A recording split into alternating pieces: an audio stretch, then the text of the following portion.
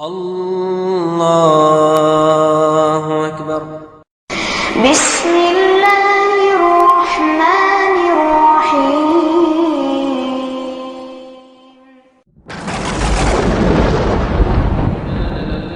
رسول الله أسوة حسنة. لقد كان لكم في رسول الله أسوة حسنة لمن كان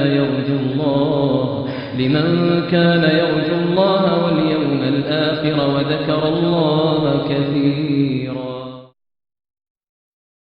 اب آپ سماعت فرمائیں 14واں درس حضرت نجاشی، حضرت حمزہ اور حضرت عمر فاروق رضی اللہ عنہم کے اسلام کا واقعہ۔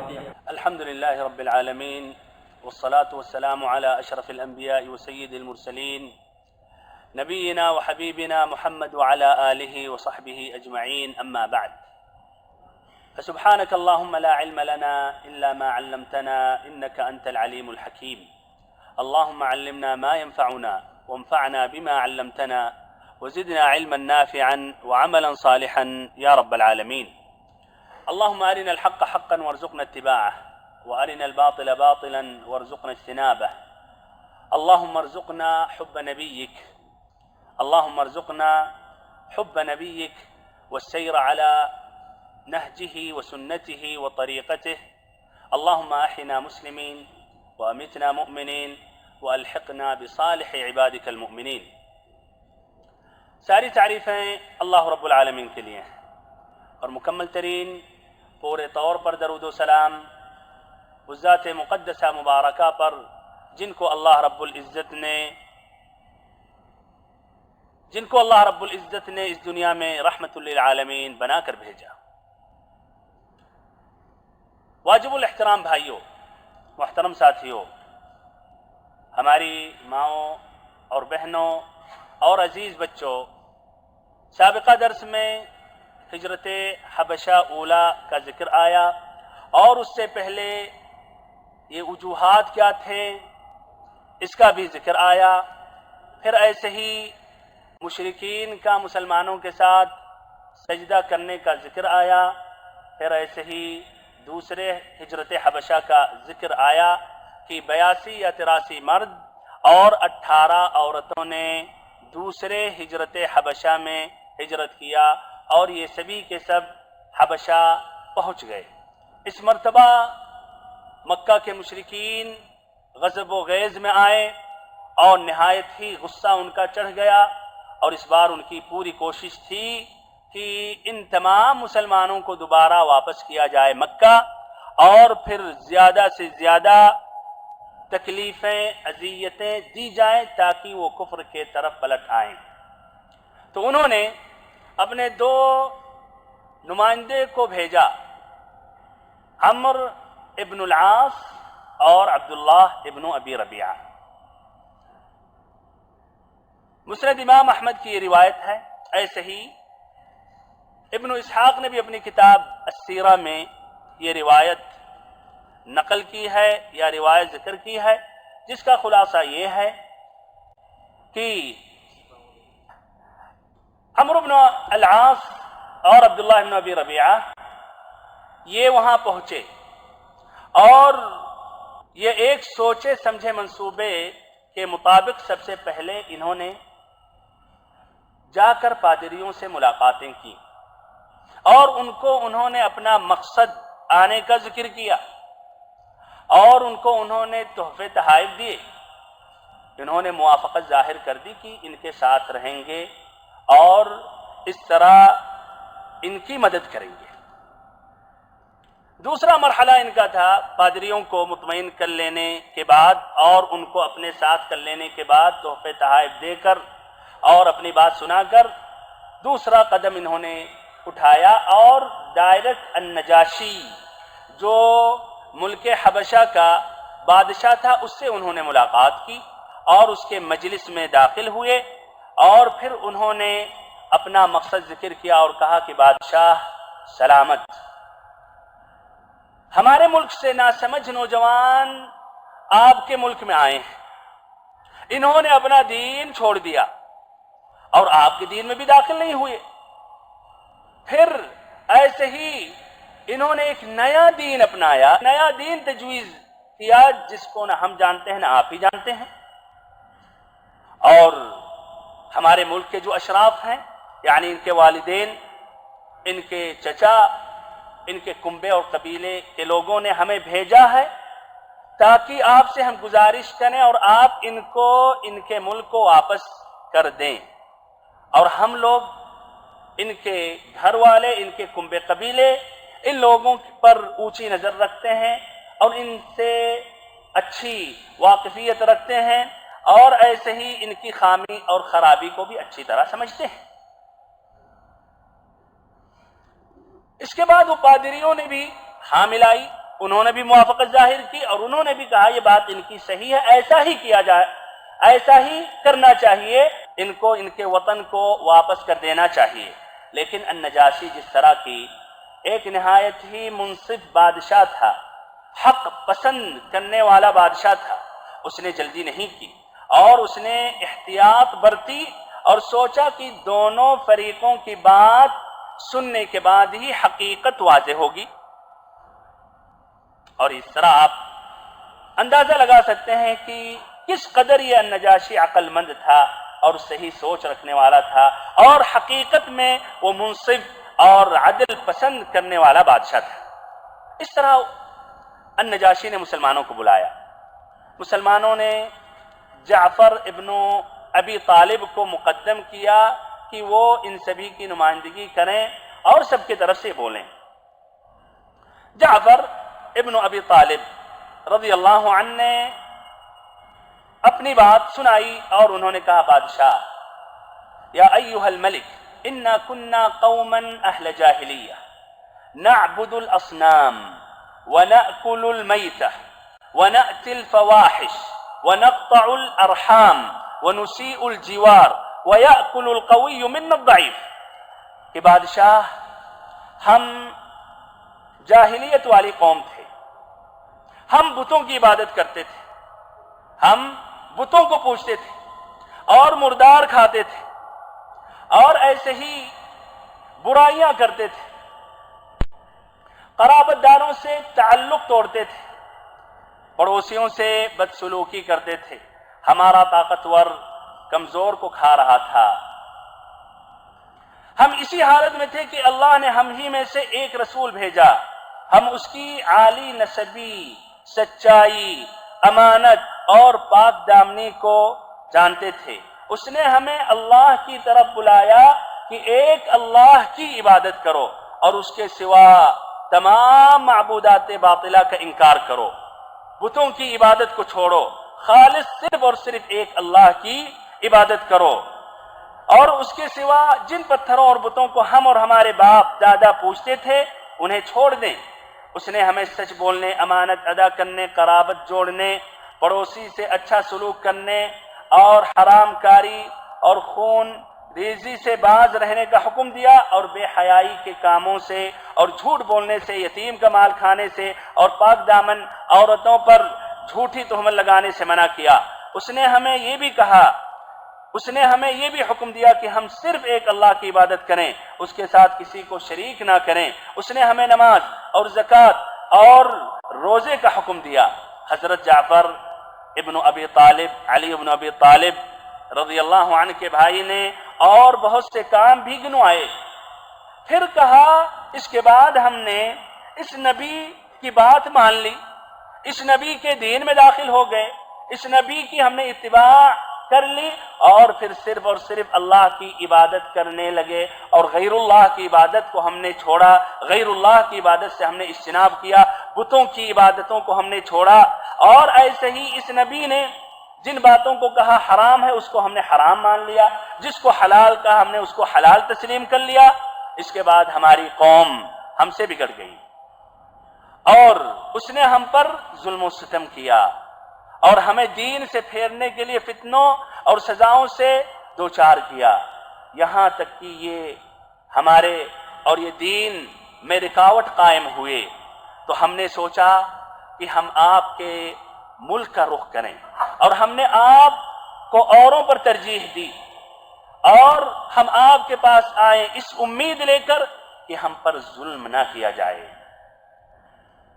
نجاشی نے بات جب سنی تو حضرت جعفر ابن ابی طالب رضی اللہ عنہ سے کہا کہ قرآن کی چند آیتیں بھی آپ سنائیں جو آپ کے نبی لے کر آئے ہیں یا جو اللہ تعالیٰ نے آپ کے نبی پر نازل کیا۔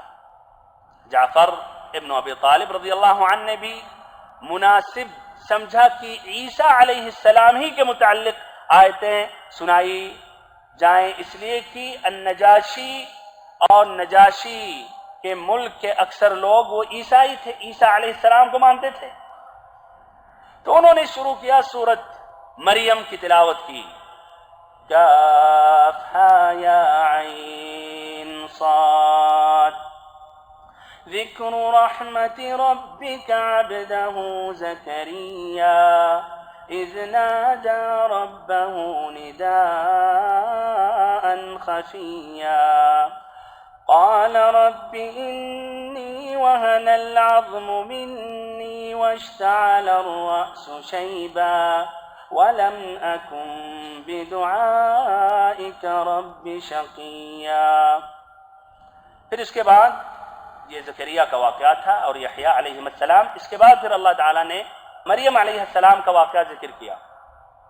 وَاذْكُرْ فِي الْكِتَابِ مَرْيَمَ إِذِ انتَبَذَتْ مِنْ أَهْلِهَا مَكَانًا شَرْقِيًّا فَاتَّخَذَتْ مِنْ دُونِهِمْ حِجَابًا فَأَرْسَلْنَا إِلَيْهَا رُوحَنَا فتمثل لها بشرا سويا قالت إني أعوذ بالرحمن منك إن كنت تقيا قال إنما أنا رسول ربك ليهب لك غلاما زكيا قالت أنى يكون لي غلام ولم يمسسني بشر ولم أك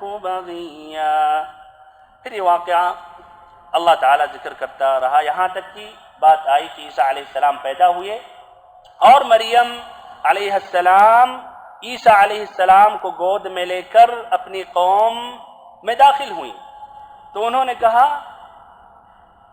فأتت به قومها تحمله قالوا يا مريم لقد جئت شيئا فريا يا أخت هارون ما كان أبوك امرأ سوء وما كانت أمك بغيا فأشارت إليه قالوا كيف نكلم من كان في المهد صبيا قال إني عبد الله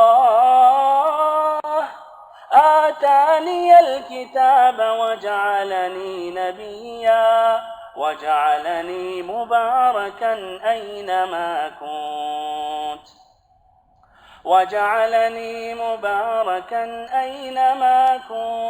وأوصاني بالصلاة والزكاة ما دمت حيا وبرا بوالدتي ولم يجعلني جبارا شقيا والسلام علي يوم ولدت ويوم أموت ويوم أبعث حيا۔ اس پر نجاشی اس قدر رویا کہ اس کی داڑھی تر ہو گئی اور وہ پادری تمام پادری بھی اس قدر روئے کہ ان کے صحیفے تر ہو گئے۔ پھر نجاشی نے کہا یہ کلام اور وہ کلام جو حضرت عیسیٰ علیہ السلام لے کر آئے تھے دونوں ایک طاق شمع سے نکلے ہوئے ہیں۔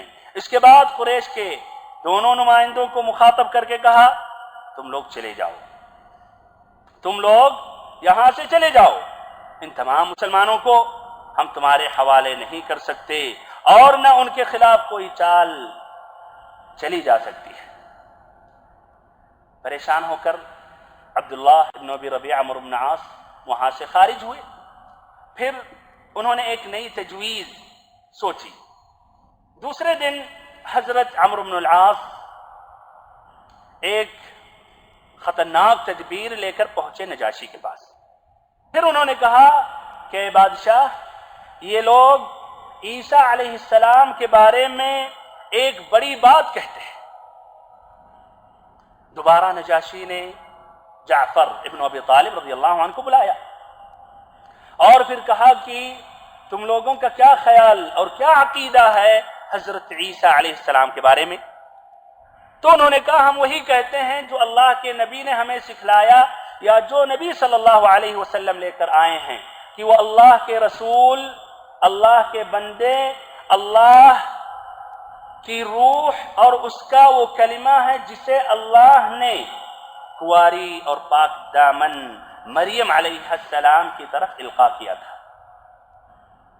اس کے بعد نجاشی نے زمین سے ایک تنکا اٹھایا، پھر کہا اللہ کی قسم جو کچھ تم نے کہا ہے اس سے حضرت عیسیٰ علیہ السلام اس تنکے کے برابر، اس سے بڑھ کر نہ تھے. پھر کہا جاؤ تم لوگ میرے قلمرو میں امن و امان سے رہو، جاؤ تم لوگ ہماری بادشاہت میں امن و امان سے رہو، جو تمہیں گالی دے گا اس پر تاوان لگایا جائے گا، جو تم لوگوں کو گالی دے گا، برا بھلا کہے گا، اس پر تاوان لگایا جائے گا. مجھے سونے کا پہاڑ ملے تو بھی گوارا نہیں کہ تم میں سے کسی کو ستاؤں. اگر ہمیں سونا کا پہاڑ بھی دے دے اس کے بدلے میں کہ ہم آپ کو ستائیں، آپ لوگوں میں سے کسی کو تکلیف ہم دیں، تو ہمارے لیے یہ پسند نہیں ہے، قبول نہیں ہے. جاؤ تم آزاد ہو ہمارے وطن میں اور تمہیں کوئی بھی تکلیف یا کوئی بھی اذیت نہیں دے سکتا. پھر اس کے بعد النجاشی نے ان دونوں کو کہا نکالا جائے، ان کے تحفے تحائف بھی واپس کیے جائیں اور ان کو ادھر سے باہر کیا جائے. اس طرح وہ دونوں منہ لٹکاتے ہوئے انہوں نے دیار حبشہ کو چھوڑا اور مکہ واپس چلے گئے. اور وہ جو تھے مسلمان وہ نہایت ہی امن و سکون کے ساتھ وہ حبشہ میں وہ اس طرح زندگی گزارتے رہے اور اللہ تعالیٰ کی عبادت کرتے رہے. یہ بھائیو یہ مسلمان حبشہ میں رہے یہاں تک کہ مسلمانوں نے مدینہ کی طرف ہجرت کی. جب مسلمانوں نے مدینہ کی طرف ہجرت کی تو ان میں سے 33 مرد اور 8 عورتیں حبشہ چھوڑ کر یہ بھی مدینہ پہنچ گئے. اور باقی جو صحابہ اور صحابیات تھے وہ بھائیو سن 7 ہجری میں جب نبی صلی اللہ علیہ وسلم غزوہ خیبر سے فارغ ہوئے اور ابھی خیبر ہی میں تھے تب جعفر ابن ابی طالب رضی اللہ عنہ کی معیت میں وہاں پہنچے. ادھر بھائیوں ایک بات بہت ہی مہم ہے وہ النجاشی کے متعلق. یہ نجاشی نے کیا اسلام قبول کیا تھا یا نہیں؟ کیا مسلمان ہوا تھا یا نہیں؟ کیا رائے بھائیوں؟ النجاشی مسلمان ہوا تھا یا کافر ہی تھا، عیسائی تھا اور اسی پر اس کی موت واقع ہوئی؟ اچھا، النجاشی بھائیوں یہ تو ایک لقب ہے.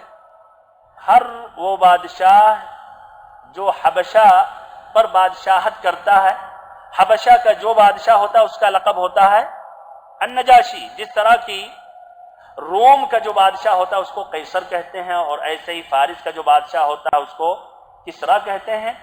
تو یہ النجاشی جو تھا نبی صلی اللہ علیہ وسلم کے زمانے میں یا جس وقت یہ مسلمانوں نے ہجرت کی تھی اس کا نام تھا اصحمہ. تو کیا اصحمہ مسلمان ہوا تھا یا نہیں؟ صحیح جو مسئلہ ہے کہ وہ مسلمان ہوا تھا اور اسلام پر اس کی موت واقع ہوئی. اور اس کی چند دلیلیں ہیں. پہلی دلیل صحیح امام بخاری اور مسلم کی ہے. ابو ہریرہ رضی اللہ عنہ سے روایت ہے کہ ان رسول اللہ صلی اللہ علیہ وسلم نعى النجاشی فی اليوم الذي مات فیہ، کہ نبی صلی اللہ علیہ وسلم نے نجاشی کی وفات کی خبر اور اطلاع صحابہ کرام کو دیا اور پھر ایسے ہی نبی صلی اللہ علیہ وسلم نے حکم دیا اور صحابہ کرام نے جنازہ کی نماز پڑھی، یعنی غائبانہ نماز انہوں نے ادا کی. ایسے ہی ایک مسلم شریف کی روایت ہے ان النبی صلی اللہ علیہ وسلم قال ان اخا لکم قد مات فقوموا فصلوا علیہ، کہ تمہارا ایک بھائی ہے جس کا انتقال ہو چکا ہے تو کھڑے ہو جاؤ اس پر نماز پڑھو. تو ظاہری بات ہے نبی صلی اللہ علیہ وسلم جب نماز پڑھ رہے ہیں تو ایک مسلمان ہی پر پڑھیں گے. مشرک یا کافر یا منافق پر نماز جنازہ پڑھنا حرام اور ناجائز ہے. ولا تصلی علی احد منهم مات ابدا ولا تقم علی قبره. یہ پہلی دلیل. دوسری دلیل بھائیوں، اور یہ ابن اسحاق اپنی کتاب السیرہ میں ذکر کرتے ہیں، اور یہ روایت صحیح ہے، معتبر ہے، اور یہ سند صحیح ہے اس روایت کی. کہتے ہیں ان النجاشی لما مات كان يتحدث انه لا يزال يرى على قبره نور. کہ جب النجاشی کا انتقال ہو چکا تھا اور النجاشی کو دفن کر دیا گیا تھا تو یہ لوگوں میں بات مشہور تھی کہ ان کے قبر پر، ان کی قبر سے روشنی دکھائی دیتی تھی. النجاشی کی قبر پر روشنی دیکھنے والوں نے دیکھا، بلکہ مسلسل دیکھتے رہے، اور یہ بھی اللہ تعالیٰ نے بطور کرامت عطا کیا ہوگا النجاشی کو. تو بہرحال النجاشی اس طرح یہ مسلمان تھے یا مسلمان ہو گئے تھے اور اسلام پر ان کی موت واقع ہوئی، لیکن ان کا شمار صحابہ میں نہیں ہوگا، اس لیے کہ انہوں نے اپنے آنکھوں سے نبی پاک صلی اللہ علیہ وسلم کو نہیں دیکھا. ان کو کہا جائے گا مخضرم. مخضرم ان کو کہا جاتا ہے جنہوں نے نبی صلی اللہ علیہ وسلم کی زندگی کو، آپ کی حیات طیبہ کو پایا اور آپ کے دور میں رہے، زندہ رہے، اور انہوں نے اسلام قبول کیا، لیکن نبی صلی اللہ علیہ وسلم کو اپنے آنکھوں سے نہیں دیکھ سکے. تو ان کو کہا جائے گا مخضرم، لیکن صحابیوں میں یا صحابہ کرام میں شمار نہیں ہوگا. اور ایسے ہی تابعی بھی نہیں کہا جائے گا بلکہ مخضرم کہا جائے گا، اور ایک اجمالی اعتبار سے تابعی میں بھی شمار کر سکتے ہیں. ہمارے بھائیوں، ہجرت حبشہ اولا اور ہجرت حبشہ ثانیہ سے جو سبق اور عبرت کی باتیں ہیں یہ آپ کے سامنے رکھ رہا ہوں، ذکر کر رہا ہوں. پہلا فائدہ یہ ہے کہ یہ صحابہ کرام کو جب مکہ میں مجبور کیا گیا، ان کو مجبور کیا گیا، ان کو پریشان کیا گیا، تو ان کے سامنے دو راستہ تھا. یا تو اپنے ایمان، اسلام، عقیدے کی حفاظت کریں اور وطن اور اہل اور مال سے جدائی اختیار کریں، یا تو پھر مال، وطن اور اہل کو ترجیح دیتے ہوئے عقیدے کو چھوڑیں، دین کو چھوڑیں، اسلام کو چھوڑیں. تو انہوں نے کیا اختیار کیا بھائیو؟ اسلام اختیار کیا، ایمان کو ترجیح دیا، ایسے ہی عقیدے کو انہوں نے ترجیح دیا، اور یہی دین کے خاطر انہوں نے ہجرت کی. تو ایسے ہی بھائیو ہم تمام مسلمانوں کے نزدیک سب سے زیادہ اہمیت اسلام کی ہونی چاہیے، ایمان کی ہونی چاہیے، عقیدے کی ہونی چاہیے. اس کے بعد پھر وطن، مال اور اہل کی اہمیت آنی چاہیے. دوسرا فائدہ اور دوسرا سبق یہ ہے کہ یہ صحابہ کرام دین کے خاطر اپنے ملکوں کو انہوں نے چھوڑا. دین کے خاطر انہوں نے اپنے ملکوں کو انہوں نے چھوڑا. آپ غور کریں کتنے وہ مسلمان ہیں جو وطن کے خاطر اپنے دین کو چھوڑتے ہیں اور جا کے یورپ میں، امریکہ میں، کینیڈا میں رہنا پسند کرتے ہیں، وہاں کے لوگوں کو مسلمانوں پر ترجیح دیتے ہیں، وہاں کی فضا کو زیادہ محبوب سمجھتے ہیں اور وہاں جا کر بستے ہیں، اور پھر آہستہ آہستہ زندگی گزرتی ہے اور ان کی دوسری نسل یا تیسری نسل کفر کے طرف پلٹ جاتی ہے، مرتد ہو جاتی ہے. اور یہ بھائیوں ان ممالک میں بات مشہور ہے، بلکہ ان کے سیاست دانوں نے کہا ہے کہ یہ مسلمان جو یہاں آ کر رہ رہے ہیں ان کو رہنے دو اور ان کو مکمل آزادی بھی دو. مسجد بنانا چاہ رہے ہیں اس کے لیے بھی بنانے دو، عبادت کرنا چاہ رہے ہیں عبادت کرنے دو، داڑھی رکھنا چاہ رہے ہیں رکھنے دو، ان کی عورتیں بھی حجاب، نقاب، پردے میں رہنا چاہتی ہیں رہنے دو.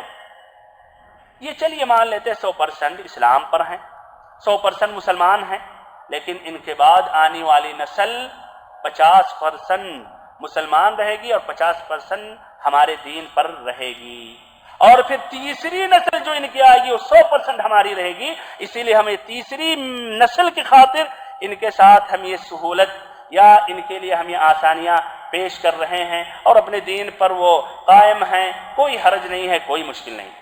اور یہ بھائیو حقیقت، بلکہ بھائیو ہم نے اپنے آنکھوں سے دیکھا ایسے ایسے مسلمانوں سے ہم نے ملاقاتیں کی جو تیسری نسل انتظار کرنے کی ضرورت نہیں، ان کی دوسری ہی نسل برباد ہو گئی، بلکہ بہت ہیں مسلمان جو خود برباد ہو گئے۔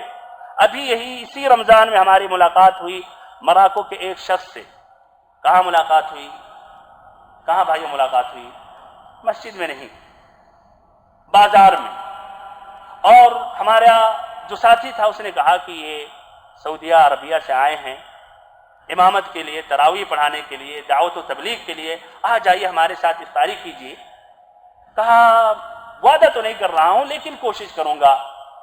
پھر بعد میں ہمارا ساتھی کہہ رہا کہ یہ نہ نماز پڑھتا ہے، نہ روزہ رکھتا ہے، مسجد میں غلطی سے بھی نہیں آتا ہے، جمعہ میں بھی نہیں آتا، عیدین میں بھی نہیں آتا ہے، اور اس کے بچوں کے بارے میں کیا کہنا؟ یہ تو 100% مرتد عیسائی اور یہ نصارہ ہو چکے ہیں یا ملحد ہو چکے ہیں۔ آج ہمارے بہت سے بھائی دیکھیے دین کو بیچتے ہوئے ایسے ملکوں کو ترجیح دے رہے ہیں، بہت شوق سے جا رہے ہیں، بلکہ بھاگنے کی کوشش کرتے ہیں، چاہے غیر قانونی طریقے سے وہاں پہنچیں۔ بلکہ بھائیوں بہت سی عورتوں کے بارے میں بھی ہم نے سنا کچھ عربی ممالک سے جو غیر شرعی غیر قانونی طریقے سے جس طرح بھی پہنچنے کی کوشش کرتی ہیں، یہاں تک کہ کافروں سے شادیاں کرتی ہیں تاکہ اقامہ کا مسئلہ، پاسپورٹ کا مسئلہ حل ہو جائے۔ اور ایسے ایسے سوالات بھی مجھ سے کرنے والوں نے کیا۔ تو بھائی اس طرح غور کیجیے آپ، صحابہ کرام نے دین کے خاطر انہوں نے وطن کو بیچا، وطن پر انہوں نے ترجیح دی، اور آج لوگ وطن کو یا ایسے ملکوں کو دین پر ترجیح دے رہے ہیں۔ فَإِلَى اللَّهِ الْمُشْتَكَى۔ تیسرا فائدہ بھائیو، تیسرا سبق یہ ہے کہ یہ صحابہ کرام جب حبشہ پہنچے، حبشہ کے لوگ عیسائی تھے، کرسچن تھے، اور ایسے ہی زبان میں بھی اتفاق نہیں تھا اور ماحول بھی ان کا الگ تھا۔ تب بھی یہ صحابہ کرام اس مجتمع سے، اس سوسائٹی سے، ان لوگوں سے متاثر نہیں ہوئے، بلکہ انہوں نے ان کو مؤثر کیا، یہاں تک کہ النجاشی ان کا بادشاہ مسلمان ہو گیا۔ اور ایسے ہی مسلمانوں کو ہونا چاہیے کہ آپ جہاں بھی پہنچ جائیں، اور اگر مان لیں ایسے ملکوں میں بھی پہنچ گئے تو آپ اسلام کو پابندی سے، مضبوطی سے پکڑیں، تھامیں، اور وہاں کے لوگوں پر اسلام پہنچائیں، ان کو اسلام سے متاثر کریں، نہ کہ الٹا آپ ہی متاثر ہو جائیں اور ان کے پیچھے پیچھے چل پڑیں اور ان کی تقلید کرنے لگیں، بلکہ ان کے سامنے اسلام ظاہر کرنا حقیر سمجھیں یا آپ کے اندر شرم آئے۔ کتنے ہوں مسلمان جو ایسے ایئرپورٹوں پر پہنچتے ہیں تو نماز ہی نہیں پڑھتے، یعنی عام حالات میں پڑھتے ہیں، لیکن وہاں شرم آتی، اس لیے سب دیکھیں گے کہ ارے یہ دیکھو کتنے پرانے زمانے کا یہ مسلمان جو ابھی بھی اسلام کے اصول اور قواعد اور قوانین کا پابند ہے، یہاں بھی نماز پڑھ رہا ہے۔ کتنے نماز چھوڑ دیتے ہیں۔ ایسی کتنی عورتیں ہیں جو نقاب، حجاب چھوڑ دیتی ہیں، وہ بھی ان عورتوں کی تقلید کرنے لگتی ہیں اور وہ بھی پینٹ بوشٹ پہننے لگتی ہیں۔ تو ہمارے بھائیوں، ایک مسلمان کو اسلام کو مضبوطی سے پکڑنا چاہیے، فخر کرنا چاہیے، اور دوسروں کو متاثر کرنا چاہیے، دوسروں کو اسلام کی طرف مائل کرنا چاہیے، دوسروں کو اسلام کی طرف راغب کرنا چاہیے، نہ کہ الٹا آپ ہی اس کی طرف مائل ہو جائیں۔ آج دیکھیے وہ مسلمان جو ہندوستان میں ہیں وہ ہندوؤں سے متاثر ہو گئے ہیں، دین میں، عقیدے میں، شادی نکاح میں، معاملات میں۔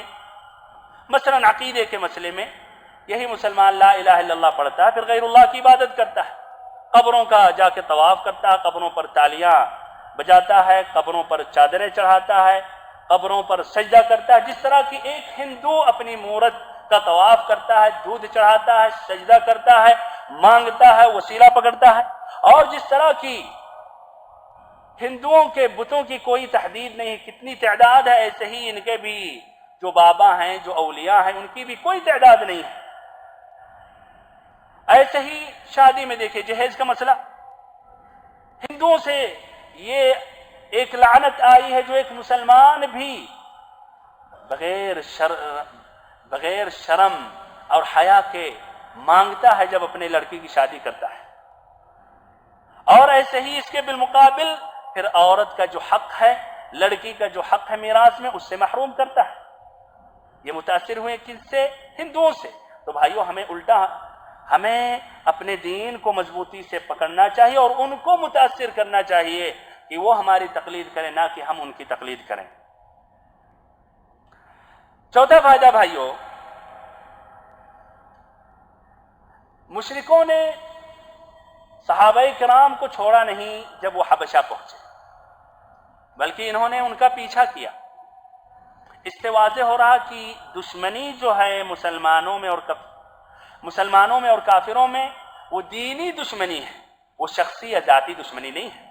اس لیے کہ اگر شخصی یا ذاتی دشمنی ہوتی تو یہ مشرکین، یہ کفار خوش ہو جاتے کہ جاؤ الحمدللہ یہاں سے تو دور ہو گئے، ہمیں انہوں نے سکون دے دیا ہے کہ نہیں۔ لیکن اس لیے کہ دینی دشمنی ہے، وہ نہیں چاہتے کہ وہاں یا کہیں بھی سکون سے رہیں، وہ تو ہمیشہ چاہتے ہیں کہ مسلمان تباہ رہیں، مسلمان کمزور رہیں، ان کو اذیتیں دی جائیں، ان کو تکلیفیں دی جائیں۔ اسی لیے انہوں نے پیچھا کیا اور ان کے لیے گوارا نہیں تھا کہ مسلمانوں کو چھوڑ دیں امن اور سکون کے ساتھ وہ اللہ کی وہاں عبادت کرتے رہیں۔ تو یہ ہمیں جاننا چاہیے کہ ایک کافر جب دشمنی کرتا ہے مسلمانوں سے تو شخصی یا ذاتی دشمنی نہیں ہوتی ہے بلکہ دینی دشمنی ہوتی ہے، اور یہ دینی دشمنی بھائیوں زیادہ سخت ہے اور زیادہ شدید ہے۔ پانچواں فائدہ یہ ہے کہ ایک مسلمان کے لیے جائز ہے کہ ایک کافر سے مدد طلب کرے ضرورت کے وقت، اور یہ فائدہ پہلے بھی میں نے ذکر کیا۔ اور یہ کہاں سے فائدہ ہم نے مستنبط کیا؟ یہی مسلمان پہنچے النجاشی کے پاس، نجاشی اس وقت کافر تھا اور وہاں کے لوگ اکثر پادری وغیرہ یہ بھی کافر تھے، مسلمان نہیں تھے۔ چھٹا فائدہ، جعفر رضی اللہ عنہ سے جب النجاشی نے سوال کیا تو سب سے پہلے انہوں نے منہیات، جو حرام چیزیں ہیں جو اسلام میں منع ہے، ان چیزوں کا انہوں نے ذکر کیا، اور سب سے پہلے اس منہیات میں شرک کا ذکر کیا، پھر اس کے بعد جو اوامر ہیں، جو مأمورات ہیں، ان کا ذکر کیا، اور اس میں سب سے پہلے توحید ہے۔ ایسے قرآن میں بھی ہے فَمَن يَكْفُرْ بِالطَّاغُوتِ وَيُؤْمِن بِاللَّهِ، جو طاغوت کا انکار کرے گا اور اللہ پر ایمان لائے گا۔ تو ایسے ہی بھائیو ہمیں بھی دعوت اللہ میں سب سے پہلے شرک سے روکنا چاہیے اور توحید کی دعوت دینی چاہیے۔ کتنے ہیں مسلمان جو لا الہ الا اللہ کہتے ہیں اور لا الہ الا اللہ کا معنی مطلب نہیں سمجھتے ہیں، غیر اللہ کی عبادت کرتے ہیں۔ ساتواں فائدہ کہ جعفر رضی اللہ عنہ نے جب دعوت دی یا نبی صلی اللہ علیہ وسلم کا منہج ذکر کیا، آپ کی دعوت کا جب ذکر کیا تو سب سے پہلے انہوں نے توحید کا ذکر کیا کہ یہ ایک اللہ کی عبادت کی طرف دعوت دیتے ہیں کہ ایک اللہ کی عبادت کرو اور بتوں کی عبادت سے بچو۔ یہی منہج تمام انبیاء کرام کا ہے، تمام رسولوں کا ہے کہ دعوت اللہ میں سب سے پہلے ایک اللہ کی عبادت کی طرف دعوت دیتے ہیں اور غیر اللہ کی عبادت سے روکتے ہیں، بتوں کی عبادت سے، قبروں کی عبادت سے، پتھروں کی عبادت سے، انسانوں کی عبادت سے، فرشتوں کی عبادت سے، نبیوں کی عبادت سے، جن کی بھی عبادت ہو ما سوی اللہ۔ ہمیں بھی یہی منہج اپنانا چاہیے دعوت اللہ میں۔ لوگوں کو جب بھی ہم دعوت دیں سب سے پہلے توحید کی طرف دعوت دیں اور شرک سے روکیں۔ بھائیو اس طرح یہ ہجرت حبشہ اولا اور ثانیہ کا ذکر ہو چکا۔ اس کے بعد حضرت حمزہ رضی اللہ عنہ کا قبول اسلام کا تذکرہ کر رہا ہوں۔ جس قدر یہ مکہ کے مشرکین مسلمانوں کو اذیتیں پہنچانے لگے، یہاں تک کہ مسلمان مجبور ہوئے اور انہوں نے حبشہ کا رخ اختیار کیا اور وہاں جا کر بس گئے، تو اللہ تعالی نے اسی شدت میں ایسے پہلوان، ایسے طاقتور، ایسے نوجوان کو اسلام کی دولت سے مشرف کیا اور اسلام میں داخل ہوئے۔ وہ تھے حضرت حمزہ ابن عبد المطلب، نبی صلی اللہ علیہ وسلم کے چچا، جن کا آگے جا کے لقب ملتا اسد اللہ، اللہ کے شیر۔ ان کا بھائیوں اسلام لانے کا سبب کچھ عجیب و غریب ہے اور کچھ ہٹ ہی کے ہے، یعنی حقیقت میں صحیح دل سے انہوں نے اسلام نہیں قبول کیا، ایک محض حمیت میں اسلام انہوں نے اپنی زبان سے ظاہر کیا، پھر بعد میں اللہ تعالیٰ نے ان کو توفیق دی اور صحیح معنوں میں اسلام میں داخل ہو گئے۔ وہ قصہ یہ ہے، ابن اسحاق نے اپنی کتاب السیرہ میں ذکر کیا کہ ایک مرتبہ ابو جہل کوہ صفا سے گزرا اور اس کی ملاقات حضرت محمد صلی اللہ علیہ وسلم سے ہوئی۔ اس کمبخت نے نبی صلی اللہ علیہ وسلم کو تکلیفیں دیں، گالی گلوچ بکا، اور یہ بھی آتا ہے کہ اس نے ایک پتھر سے مارا جس سے نبی صلی اللہ علیہ وسلم کے چہرے مبارک سے خون بہ نکلا۔ پھر اس کے بعد یہ ابو جہل جا کے کعبہ کے پاس مشرکین یا قریش کی ایک جماعت بیٹھی ہوئی تھی، وہاں جا کر بیٹھ گیا۔ یہ تمام معاملہ عبداللہ ابن جدعان کی ایک لونڈی دیکھ رہی تھی جس کا مکان صفا پہاڑی کے نیچے تھا۔ اس کے بعد حضرت حمزہ ابن عبد المطلب شکار کر کے واپس آ رہے تھے، یعنی داخل ہو رہے تھے، تو اس لونڈی نے پورا واقعہ ذکر کر دیا اور کہا کہ آپ کے بھتیجے کے ساتھ ابو جہل نے اس طرح کیا۔ غصے میں آ گئے اور سیدھے اپنا کمان لے کر جہاں ابو جہل اپنے ساتھیوں کے ساتھ بیٹھا ہوا تھا وہاں کھڑے ہو گئے، اور انہوں نے نہایت ہی ایک بری گالی دی جو آپ خود پڑھ سکتے ہیں، اور اس کے بعد کہا ہمارے بھتیجے کو برا بھلا کہتے ہو، ہمارے بھتیجے کو گالی دیتے ہو، حالانکہ میں بھی اس کے دین پر ہوں۔ یہ بھائیو اس طرح زبان سے اس طرح ایک بات نکل گئی تھی، ایک جملہ، تو کہا کہ ہمارے بھتیجے کو گالی دے رہے ہو حالانکہ میں بھی اس کے دین پر ہوں۔ پھر کمان اس سے مارا یہاں تک کہ اس کا چہرے پر نہایت ہی گہرا زخم آ چکا، اور اس کے بعد عن قریب یہ تھا کہ ایک فتنہ قائم ہو جائے حرم میں کعبہ کے پاس، اس لیے کہ ابو جہل کے خاندان جو بنو مخزوم تھے وہ کھڑے ہو گئے ایک طرف، اور حمزہ ابن عبد المطلب کے جو خاندان تھے بنو ہاشم کے لوگ وہ ایک طرف کھڑے ہو گئے۔ ابو جہل بھی ہوشیار عقل مند تھا، اس نے بہتر سمجھا کہ اس معاملے کو ٹھنڈا کیا جائے، اور اس نے یہ کہا کہ ابو عمارہ کو، حمزہ ابن عبد المطلب کو چھوڑو، حقیقت میں ہم نے ان کے بھتیجے کو بری گالی دی ہے۔ اس طرح معاملہ وہ ٹھنڈا ہو گیا۔ اور جہاں تک رہی بات حمزہ ابن عبد المطلب کی، تو یہ غالباً انہوں نے محض حمیت کی وجہ سے، رشتہ داری کی وجہ سے، قرابت داری کی وجہ سے، کہ یہ نبی صلی اللہ علیہ وسلم جو بھی ہوں وہ ان کے بھتیجے ہیں، عبداللہ کے بیٹے ہیں، اور عبداللہ ان کا بھائی ہے، اور عبداللہ اور حمزہ عبد المطلب کے صاحبزادے تھے۔ تو اس حمیت میں انہوں نے آ کر، غصے میں آ کر، سمجھیے یہ کہہ دیا تھا، زبان سے یہ بات نکل گئی تھی، لیکن بعد میں اللہ تعالیٰ نے ان کے دل میں اسلام کو بسا دیا اور صحیح معنوں میں مسلمان ہو گئے، اور ان کا بعد میں جا کے لقب پڑا اسد اللہ۔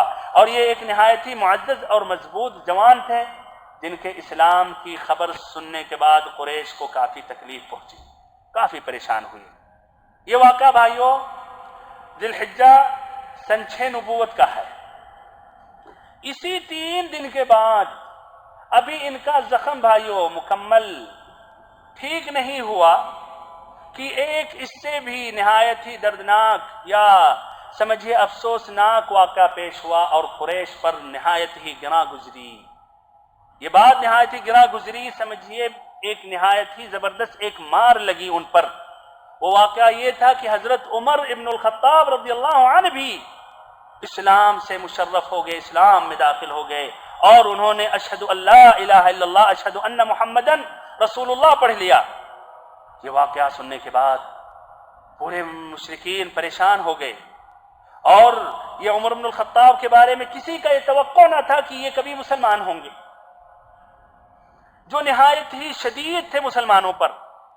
ان کے اندر مسلمانوں کے لیے ادنا انسانیت نہ تھی، تکلیف پہنچانے میں، اذیت پہنچانے میں سب سے آگے رہتے تھے، یہاں تک کہ انہی کے بہنوئی حضرت سعید ابن زید ابن عمر ابن نفیل رضی اللہ عنہ جو فاطمہ بنت الخطاب کے شوہر تھے، کہتے ہیں واللہ لقد رأیتنی وإن عمر لموثقی علی الاسلام قبل ان یسلم، کہ عمر رضی اللہ عنہ ہمیں اسلام قبول کرنے سے پہلے باندھے رہتے تھے یہ بخاری کی روایت ہے. ایک اور روایت میں ہے لو رأيتني موثق عمر على الاسلام انا واخته وما اسلم، کہ ہمیں بھی اور اپنے بہن فاطمہ کو اسلام لانے کی وجہ سے باندھے رہتے تھے، ستون میں گھر میں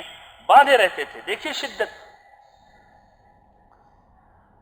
لیکن بھائیو یہ شدت کے ساتھ ساتھ اندر ایک رقت، ایک شفقت، ایک نہایت ہی رحم دل بھی تھا، جو صحیح الفطرہ، جو فطرت ہے بھائیو. اور ہر انسان فطرت پر پیدا ہوتا ہے، لیکن غلط تربیت کی وجہ سے، غلط ماحول ملنے کی وجہ سے وہ بدمعاش ہو جاتا ہے، کافر ہو جاتا ہے، یہودی ہو جاتا ہے، مجوسی ہو جاتا ہے. جس طرح کی حدیث میں ما من مولود یولد الا علی الفطرہ فابواہ یہودانہ او ینصرانہ او یمجسانہ. تو یہ بھائیو یہ فطرت بھی کبھی کبھی ابھرتی رہتی تھی، لیکن پھر جاہلیت کے رسوم، آباء و اجداد کی تقلید اور ایسے ہی قریش کے لوگوں کا جو راستہ، جو دین تھا، اس کو پھر ترجیح دے دیتے تھے. لیکن شفقت اور رحمت تھی ان کے نفس میں اور ان کے دل میں. اس پر آپ یہ سنیں، مثلا ابن ہشام نے روایت کی حضرت ام عبداللہ عامر ابن ربیعہ کی بیوی سے. عامر ابن ربیعہ کی بیوی ام عبداللہ کہتی ہے کہ ہم لوگ تیاری کر رہے تھے حبشہ کی طرف جانے کے لیے، ہجرت حبشہ کے لیے ہم تیاری کر رہے تھے، یعنی سامان پیک کر رہے تھے اور تیاری کر رہے تھے کہ حضرت عمر رضی اللہ عنہ کا گزر ہوا وہاں سے. اس وقت کہہ رہی ہیں کہ عامر بن ربیعہ ہمارے شوہر گھر میں موجود نہیں تھے، کسی کام کی وجہ سے باہر نکلے ہوئے تھے. عمر رضی اللہ عنہ نے جب دیکھا تو وہ سمجھ گئے کہ تیاری ہم کر رہے ہیں، تو انہوں نے پوچھا کہ ام عبداللہ آپ کیا کر رہی ہیں؟ تو کہا کہ تم لوگوں نے جو ہمیں تکلیفیں دیں، اذیتیں پہنچائیں اور سکون کے ساتھ ہمیں اللہ کی عبادت کرنے سے تم لوگوں نے روکا، اسی لیے ہم اللہ کے خاطر ہم دوسری زمین ڈھونڈ رہے ہیں، وہاں جا کے ہم اللہ کی عبادت کرنا چاہ رہے ہیں. تو کہتی ہیں اس پر عمر رضی اللہ عنہ نے نہایت ہی مشفقانہ انداز میں کہنے لگے صحبکم اللہ یا ام عبداللہ، کہ اللہ تمہارے ساتھ ہو اے ام عبداللہ. اور پھر ان کے انداز سے انہوں نے محسوس کیا، ام عبداللہ نے، کہ ان کے اندر ایک رحمت، ایک شفقت، ایک رقت طاری ہو گئی اور وہ بھی تعجب میں پڑ گئی. اور یہ عمر بن الخطاب رضی اللہ عنہ کہہ کے چلے گئے. پھر عامر بن ربیعہ ان کے شوہر جب پہنچے تو انہوں نے یہ تعجب ظاہر کیا اور کہا کہ کاش آپ عمر بن الخطاب کو ابھی آپ دیکھتے. نہایت ہی مشفقانہ انداز میں انہوں نے کہا کہ اللہ تمہارے ساتھ ہو. تو کہنے لگے اطمعتی فی اسلامہ واللہ لا یسلم الذی رأیتہ حتی یسلم حمار الخطاب، کہ کیا تم اس لالچ میں آ گئی کہ وہ شخص اسلام قبول کرے گا؟ کبھی بھی نہیں ہو سکتا. وہ شخص اسلام قبول نہیں کر سکتا، وہ شخص اسلام میں داخل نہیں ہو سکتا. ہاں الخطاب کا گدھا اسلام قبول کر سکتا، لیکن الخطاب کا عمر اسلام میں داخل نہیں ہو سکتا. سبحان اللہ. یہاں تک کہ مسلمانوں مایوس تھے کہ یہ مسلمان نہیں ہو سکتا یہ شخص. سبحان اللہ. لیکن نبی صلی اللہ علیہ وسلم اللہ کی رحمت سے مایوس نہ تھے، اللہ پر اچھی امید رکھتے تھے.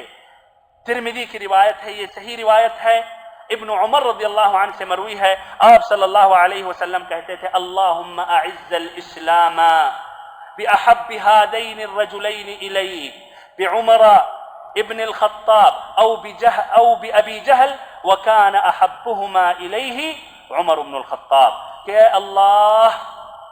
اللہ یہ دونوں آدمیوں میں سے عمر بن الخطاب یا ابو جہل میں سے کوئی دونوں میں سے ایک کو اسلام میں داخل کر کے اسلام کو قوت اور مضبوطی عطا فرما. اور نبی صلی اللہ علیہ وسلم کو زیادہ پسند عمر بن الخطاب رضی اللہ عنہ تھے.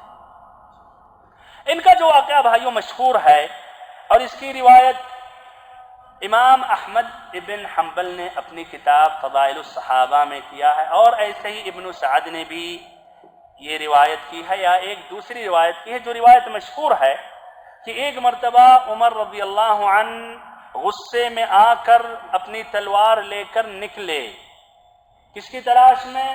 محمد صلی اللہ علیہ وسلم کی تلاش میں۔ راستے میں ایک مسلمان سے ان کی ملاقات ہو گئی۔ وہ مسلمان صحابی کو احساس ہوا، ان کے آنکھوں سے خطرہ محسوس ہوا، یہ تلوار جو لے کر غصے میں جا رہے ہیں ان کا مقصد محمد صلی اللہ علیہ وسلم ہے۔ تو پوچھ بیٹھے کہ اے عمر، کہاں کا ارادہ ہے، کہاں جا رہے ہیں؟ کہا کہ اس شخص کے پاس جس نے ہمارے اندر افتراق اور اختلاف پیدا کر دیا۔ کہا کہ اچھا، یہ جرأت تو آپ کر رہے ہیں، مارنے کی پلان بنا رہے ہیں، لیکن یہ بھی آپ نے سوچا کہ بنو ہاشم نبی صلی اللہ علیہ وسلم کے خاندان اور بنو زہرہ آپ صلی اللہ علیہ وسلم کے والدہ کے خاندان آپ کو چھوڑ دیں گے قتل کرنے کے بعد، آزاد کر دیں گے، آپ ایسے ہی منمانی آزادی کے ساتھ پھرتے چلتے رہیں گے؟ کہا کہ ہمیں اس کی کوئی پرواہ نہیں ہے، لیکن غالباً ہمیں یہ محسوس ہو رہا کہ تم بھی بے دین ہو گئے ہو۔ تو انہوں نے کہا کہ اس سے بھی زیادہ تعجب کی بات بتاؤں، آپ کے بہنوئی، آپ کی بہن بھی مسلمان ہو گئے ہیں۔ اس پر ان کا خون کھولا اور غصے میں نبی صلی اللہ علیہ وسلم کی طرف جانے کے بجائے رخ انہوں نے بدلا اور سیدھے اپنے بہنوئی کے پاس پہنچے۔ جب وہاں پہنچے تو خباب بن الارت رضی اللہ عنہ سورۃ طٰہٰ کی آیتیں جو صحیفے میں لکھی ہوئی تھیں وہ سنا رہے تھے، پڑھا رہے تھے۔ انہوں نے دور سے آواز سنی۔ اس کے بعد ان لوگوں نے بھی حضرت عمر کی آہٹ سنی تو وہ گھر کے اندر چھپ گئے۔ حضرت خباب اندر چھپ گئے اور ایسے ہی ان کی بہن نے صحیفہ چھپا دیا۔ غصے ہی میں تھے عمر رضی اللہ عنہ نے ڈائریکٹ کہا کہ ابھی میں نے کچھ بھنبھناہٹ سنی ہے، کچھ آواز سنی ہے۔ وہ کیسی آواز تھی؟ انہوں نے کہا کوئی ایسی بات نہیں تھی، آپس میں ہم بات چیت کر رہے تھے۔ کہا نہیں، کچھ اور بات ہے، اور غالباً تم دونوں بے دین ہو گئے ہو۔ اور اس پر غصے میں آ کر انہوں نے، جب ان کے بہنوئی نے یہ کہا کہ اچھا یہ بتاؤ عمر کہ اگر حق تمہارے دین کے علاوہ دوسرے دین میں ہو تو، غصے میں آ کر ان کے اوپر چڑھ گئے اور نہایت ہی برے طرح انہوں نے اس کو کچل دیا، نہایت ہی برے طرح انہوں نے کچل دیا۔ اس پر ان کی بہن فاطمہ آئی چھڑانے کے لیے، ان کو بھی ایک تھپڑ زور سے دیا عمر رضی اللہ عنہ نے، جس سے ان کا گال سرخ ہو گیا اور وہ بھی رو پڑی۔ لیکن وہ بھی ضد میں آ کر کہنے لگی اچھا عمر یہ بتاؤ، اگر حق تمہارے دین میں نہیں ہے، کسی اور دین میں ہے، تمہارے دین میں یہ حق نہیں ہے، تمہارا دین باطل ہے، تو کیا کر سکتے ہو؟ پھر کہنے لگی اشہد ان لا الہ الا اللہ و اشہد ان محمدن رسول اللہ، میں گواہی دیتی ہوں کہ اللہ تعالیٰ کے سوا کوئی بھی معبود برحق نہیں ہے اور محمد اللہ کے رسول ہیں۔ اس کے بعد عمر رضی اللہ عنہ کو مایوسی و ندامت ہوئی اور انہیں شرم آئی، اور پھر سے وہی رقت کی بات جو بھی آئی تھی بھائیو، رقت طاری ہوئی، اور پھر کہنے لگے اچھا تو ہمیں بھی وہ کلام سناؤ جو تم سن رہے تھے۔ فاطمہ رضی اللہ عنہا نے کہا نہیں، آپ مشرک ہیں، آپ نجس ہیں، پہلے جائیے غسل کیجئے، پھر ہم یہ اللہ کا کلام آپ کو ہم دیں گے۔ انہوں نے ایسا ہی کیا، غسل کیا، پھر صحیفہ ان کے ہاتھوں میں تھمایا گیا، انہوں نے پڑھا بسم اللہ الرحمن الرحیم، کہا یہ تو نہایت ہی پاکیزہ نام ہے، الرحمن الرحیم۔ پھر پڑھتے ہیں طٰہٰ ما انزلنا علیک القرآن لتشقى الا تذکرة لمن یخشى تنزیلا ممن خلق الارض والسماوات العلی الرحمن على العرش استوى له ما في السماوات وما في الأرض وما بينهما وما تحت الثرى۔ پڑھتے گئے یہاں تک کہ پہنچے اننی انا اللہ اننی انا اللہ لا الہ الا انا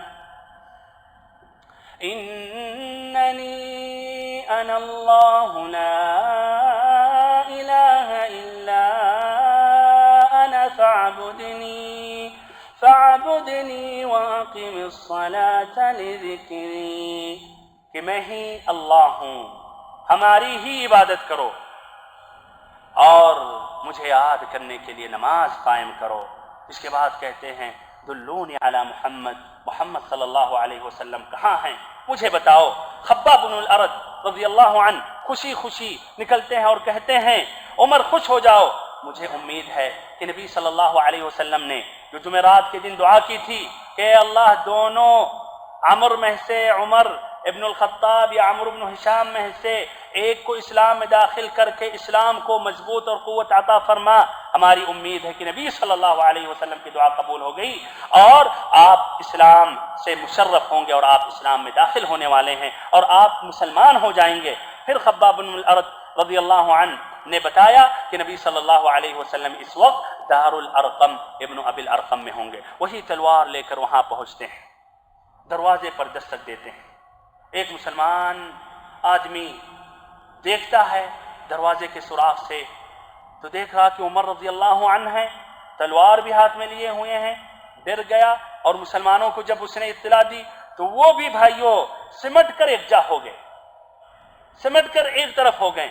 حمزہ رضی اللہ عنہ جو بھی 3 دن پہلے مسلمان ہوئے، انہوں نے کہا بات کیا ہے؟ کہا عمر رضی اللہ عنہ دروازے پر ہیں، تلوار لے کر کھڑے ہوئے ہیں۔ کہا یہی بات ہے، دروازہ کھولو، آنے دو، اگر خیر کی نیت سے آئے ہیں، خیر چاہ رہے ہیں تو ہم انہیں خیر عطا کریں گے، اور اگر برے نیت سے آئے ہیں تو انہی کے تلوار سے ان کا کام ہم تمام کر دیں گے۔ آپ صلی اللہ علیہ وسلم پر وحی نازل ہو رہی تھی۔ پھر دروازہ کھولا گیا اور پھر آپ صلی اللہ علیہ وسلم نے عمر کا کپڑا پکڑ کر سختی سے جھٹکتے ہوئے آپ نے فرمایا کہ اما آن لک یا عمر ان تسلم، کہ اے عمر ابھی وہ وقت نہیں آیا کہ اب مسلمان ہو جاؤ، کیا انتظار کر رہے ہو ویسے ہی ذلت و رسوائی، اور ایسے ہی ذلت و رسوائی جو اللہ تعالیٰ نے ولید بن مغیرہ پر نازل فرمایا تھا۔ پھر کہا کہ اے اللہ ھذا عمر اللہم اعز الاسلام بعمر بن الخطاب، کہ اے اللہ یہ عمر ہیں، اے اللہ اسلام کو عمر بن الخطاب کے ذریعے مضبوط عطا فرما۔ اس پر عمر بن الخطاب رضی اللہ عنہ کہنے لگے اشہد ان لا الہ الا اللہ و اشہد ان محمدن رسول اللہ۔ اس کے بعد مسلمانوں نے ایک ساتھ تکبیر اللہ اکبر کہا، یہاں تک کہ بھائیوں مسجد حرام والوں کو سنائی دی یہ تکبیر، زور سے انہوں نے التکبیر اللہ اکبر کہا کہ جو حرم میں بیٹھے ہوئے تھے مسجد حرام میں، انہوں نے تکبیر کی آواز سنی۔ یہ عمر بن الخطاب رضی اللہ عنہ کہ جو اسلام کے بارے میں یہ واقعہ ہے، ابھی میں نے کہا کہ یہ روایت امام احمد بن حنبل نے اپنی کتاب فضائل الصحابہ میں کیا ہے، لیکن بھائیوں سند کے اعتبار سے اس میں انقطاع ہے۔ ایسے ہی ایک دوسری روایت ہے جو ابن سعد نے کی ہے، اور اس سند میں القاسم ابن عثمان البصری ہیں جو بھائیوں ضعیف ہیں، تو سند کے اعتبار سے یہ روایت ثابت نہیں ہے۔ لیکن جس طرح کی دکتور اکرم ضیاء العمری نے کہا کہ کوئی ضروری نہیں ہے کہ اگر کوئی واقعہ سند کے اعتبار سے حدیث کے قواعد و ضوابط کے اعتبار سے صحیح نہیں ہے تو یقیناً یا تاریخی اعتبار سے بھی وہ چیز ایک دم واقع ہی نہیں ہوا یا ایک دم باطل ہے، یعنی ممکن ہے کہ وہ صحیح بھی ہے لیکن سند کے اعتبار سے اس میں کلام ہے۔ بہرحال جو بھی ہے، عمر رضی اللہ عنہ نے اسلام قبول کیا، اور بھائیوں جب انہوں نے اسلام قبول کیا تو مشرکین کا رد عمل کیا تھا، سنیں چند واقعات۔ انہوں نے جب اسلام قبول کیا تو ابو جہل جو سب سے زیادہ دشمن تھا نبی صلی اللہ علیہ وسلم کا اور مسلمانوں کا، اس کے گھر پر پہنچے، دروازے پر پہنچے، انہوں نے دستک دی۔ ابو جہل نے جب دیکھا تو پہچان گئے تو عمر بن الخطاب ہیں جو ہمارے ساتھ مشترک ہیں مسلمانوں کو تکلیف پہنچانے میں، تو کہتے اہلاً و سہلاً، خوش آمدید، آپ کا کیسے آنا ہوا؟ تو کہا میں اس لیے آیا ہوں یہ بتانے کے لیے، آپ سے یہ کہنے کے لیے کہ میں مسلمان ہو گیا ہوں۔ یہ سننے کے بعد غصے میں ابو جہل نے حضرت عمر کے رخ پر دروازہ بند کر لیا اور کہا اللہ تیرا برا کرے اور جو کچھ تو لے کر آیا اس کا بھی برا کرے۔ دیکھیے یہی ابو جہل اسلام قبول کرنے کے بعد ہمت نہیں کر سکا کہ آپ کا مقابلہ کرے، لیکن دیکھیے یہی جو دوست تھا اسلام قبول کرنے کے بعد فوراً دشمن ہو گیا۔ اس کے بعد حضرت عمر اپنے ماموں عاصی ابن ہاشم کے پاس گئے اور اسے بتلایا تو وہ گھر کے اندر گھس گیا۔ ایسے ہی ابن اسحاق کی ایک روایت ہے اور یہ صحیح سند ہے یا کہیے حسن روایت ہے، عبداللہ ابن عمر رضی اللہ عنہما سے روایت کرتے ہیں، عمر بن الخطاب رضی اللہ عنہ کے صاحبزادے عبداللہ کہتے ہیں کہ جب عمر بن الخطاب رضی اللہ عنہ نے اسلام قبول کیا تو عمر نے سوال کیا کہ قریش میں سب سے زیادہ ممتاز آدمی کون ہے بات نقل کرنے میں؟ ہوتے ہیں کچھ ایسے لوگ جو ان سے کوئی بات بچتی نہیں ہے، ان کو کوئی بات کہہ دے تو ماشاءاللہ گھنٹوں میں پورے ایریے میں وہ بات پھیل جائے گی۔ تو ایسی کوئی ضروری بات ہے، کوئی پیغام پہنچانا چاہ رہے ہیں، کوئی میسج دینا چاہ رہے ہیں تو ایسے لوگوں سے آپ رابطہ قائم کریں، بس کہہ دیں انشاءاللہ وہ نہ میسج کرنے کی ضرورت پڑے گی، نہ میسج کا خرچہ جائے گا، نہ موبائل کا خرچہ، فوراً وہ بات پھیل جائے گی، پہنچ جائے گی۔ تو انہوں نے عبداللہ ابن عمر کہتے ہیں کہ عمر نے سوال کیا ایسے ہی کہ قریش میں سب سے ممتاز آدمی کون ہے جو بات نقل کرنے میں ماہر ہے، مشہور ہے، ممتاز ہے؟ تو بتایا گیا، لوگوں نے کہا کہ ایک شخص ہے جس کا نام جمیل ابن معمر الجمحی ہے۔ عمر رضی اللہ عنہ اس کے پاس پہنچتے ہیں اور جمیل سے کہتے ہیں، اے جمیل، کیا آپ جانتے ہیں یا نہیں؟ کہا کیا، کون سی بات؟ میں مسلمان ہو چکا ہوں۔ اچھا مسلمان ہو گئے؟ فوراً دوڑا وہاں سے بھاگا اور مسجد حرام کے پاس چیخ لگائی اور کہا کہ لوگوں سنو، عمر بن الخطاب بے دین ہو گیا۔ پیچھے عمر رضی اللہ عنہ کہہ رہے ہیں کہ نہیں، بے دین نہیں بلکہ میں مسلمان ہو گیا ہوں۔ اس پر لوگ جمع ہو گئے، عمر رضی اللہ عنہ پر ٹوٹ پڑے، مارنے لگے۔ عمر رضی اللہ عنہ بھی اکیلے لڑتے رہے یہاں تک کہ آپ تھک گئے۔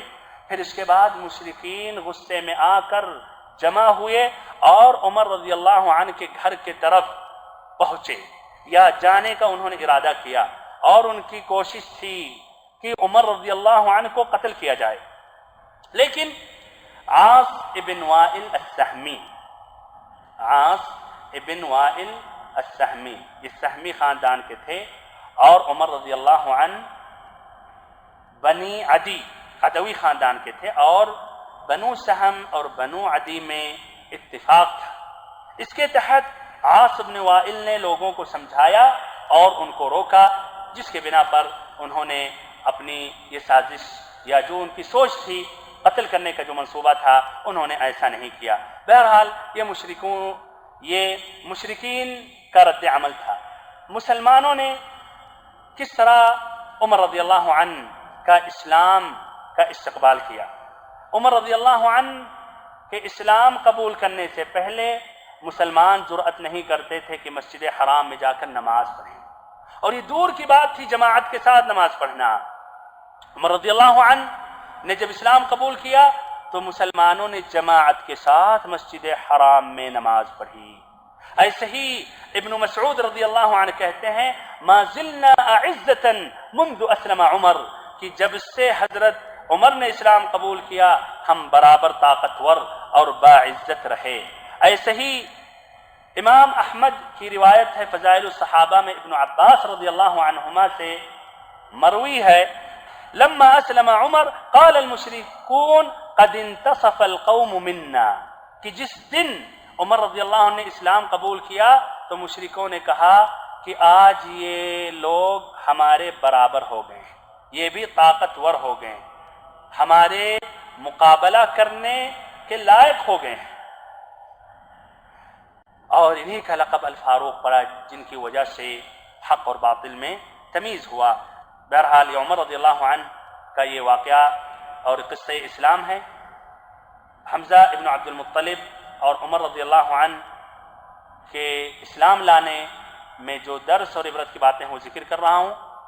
پہلا فائدہ یہ ہے کہ اللہ رب العزت کا یہ فضل اور کرم ہے مسلمانوں پر، اسلام پر، کہ بیچ بیچ میں درمیان میں کچھ غیر مسلمانوں کو، کچھ طاقتور اور ایسے ہی کچھ اچھی سوچ، کچھ عقل مند، ایسے ہی بڑے بڑے لوگ، سیاستدان، ڈاکٹر، پادری وغیرہ وغیرہ اسلام قبول کرتے ہیں، جس کے ذریعے اللہ تعالی مسلمانوں کو اور اسلام کو قوت پہنچاتا ہے۔ اسی لیے ہم بیچ بیچ میں سنتے رہتے ہیں بڑے بڑے لوگ، سیاستدان، بڑے بڑے عقل مند، بڑے بڑے اہل علم اسلام میں داخل ہوتے ہیں۔ دوسرا فائدہ بھائیو یہ ہے کہ دعات اللہ کو چاہیے کہ دعوت اللہ کو تمام لوگوں تک پہنچائیں اور عام لوگوں کو بھی دعوت دیں، غریب تک بھی یہ اسلام کو پہنچائیں۔ ایسے ہی جو بڑے بڑے لوگ ہیں ان کا بھی خاص خیال رکھیں۔ کیوں؟ اس لیے کہ یہ جو بڑے لوگ ہیں، سمجھیے تاجر ہیں، ایسے ہی سمجھیے اونچا مقام رکھتے ہیں اس سوسائٹی میں، اس شہر میں، اس ملک میں، یہ لوگ جب اسلام قبول کرتے ہیں تو ان سے کافی گہرا اثر ہوتا ہے اور اس سے مسلمانوں کو، اسلام کو مزید مضبوطی اور قوت پہنچتی ہے۔ اللہ تعالیٰ نے قرآن مجید میں ذکر کیا کافروں کے بارے میں، یوم تقلب وجوہہم فی النار یقولون یا لیتنا اطعنا اللہ واطعنا الرسول وقالوا ربنا انا اطعنا سادتنا وکبراءنا فاضلونا السبیل۔ اس دن ان کے چہرے آگ میں الٹ پلٹ کیے جائیں گے۔ کن کا؟ کن کے چہرے؟ مشرکین کا۔ کہیں گے کہ کاش ہم اللہ اور اس کی رسول کی اطاعت کرتے۔ پھر وہ یہ کہیں گے کہ اے اللہ، اے رب، ہم نے اپنے بڑوں کی، اپنے سرداروں کی اطاعت کی جنہوں نے ہمیں گمراہ کیا۔ تو بھائیو، بڑے لوگوں کے گمراہ ہونے کی وجہ سے رعایا، عام لوگ گمراہ ہو جاتے ہیں۔ تو ایسے ہی اگر وہ بھی راہ حق پر آ جائیں، وہ بھی صحیح منہج اسلام قبول کر لیں، تو ان کے ذریعے عام لوگ اور رعایا بھی صحیح راستے پر اور اسلام پر آ جائیں گے، اسلام میں داخل ہو جائیں گے، صحیح دعوت کو قبول کر لیں گے۔ اس طرح صحیح دعوت کو، اسلام کو قوت اور مضبوطی پہنچے گی۔ اللہ تعالیٰ سے آخری میں ہم دعا کرتے ہیں کہ اللہ تعالیٰ ہم سبھی کو دین کا صحیح سمجھ عطا کرے، ہم سبھی کو نبی پاک صلی اللہ علیہ وسلم کی سیرت مبارکہ، سیرت مطہرہ مکمل طور پر پڑھنے کی توفیق دے، سننے کی توفیق دے، سمجھنے کی توفیق دے، اور اس میں جو عبرت ہیں اور جو سبق ہیں اللہ تعالی ہم سبھی کو عمل کرنے کی توفیق دے۔ وصلی اللہ وسلم وبارک علی عبدک ورسولک محمد۔